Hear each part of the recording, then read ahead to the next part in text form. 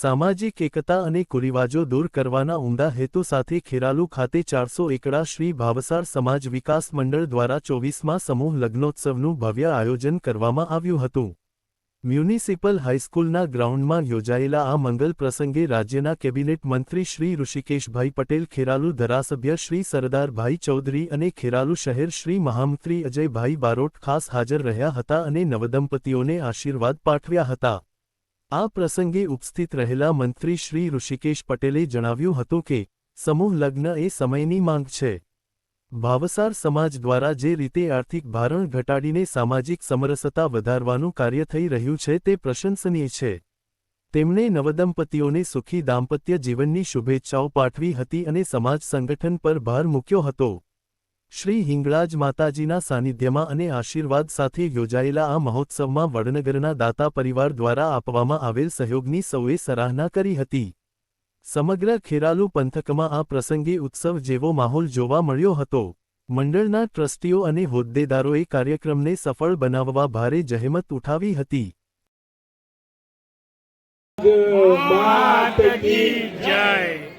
ખૂબ આનંદ થયો। 24મો સમૂહ લગ્ન અને ભાવસાર સમાજને એમાંય 400 એકડા એટલે ગણતા એને તમારે ગણવા હોય ને 400 એકડા એક એક કરીને ગણીએ તો ખબર ના પડે કે કેટલે પહોંચ્યો। ખૂબ ખૂબ મારી દીકરીઓને શુભેચ્છાઓ, દીકરાઓને શુભેચ્છાઓ। અને જે પરિવારમાં દીકરી આવી રહી છે એ દીકરી જે પરિવારમાં પહોંચી રહી છે એને પણ શુભેચ્છા।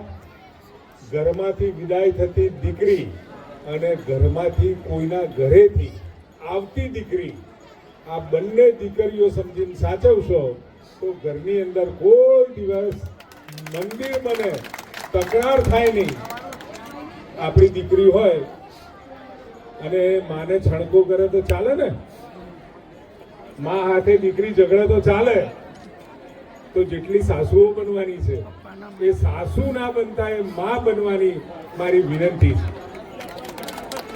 સૌ દીકરા દીકરીઓને માં હિંગળાજ, માં અંબા, પરમ કૃપાળી શક્તિ જેને કહીએ છીએ એવી શક્તિના આશીર્વાદ મળી રહે। અને પતિ પત્ની જ્યારે બનવાના છો ત્યારે એકબીજાને સમજવાની કોશિશ, એકબીજાની ખામી અને ખૂબીઓ, ખામીઓ નહીં શોધવાની, એની ખૂબીઓ શોધવાનો જો પ્રયત્ન કરશો તો 4 ટાયરની ગાડી સળસળાટ સંસાર રૂપી વગર વિઘ્ને પાર થઈ જશે। સર્વે સમાજના આગેવાનોને જે રસપૂર્વક આ 24મી યાત્રા સુધી પહોંચ્યા છે। સમૂહ લગ્નની યાત્રા 24મી થઈ રહી અને આવતા વર્ષે 25 થશે। આજે 5/6/24માં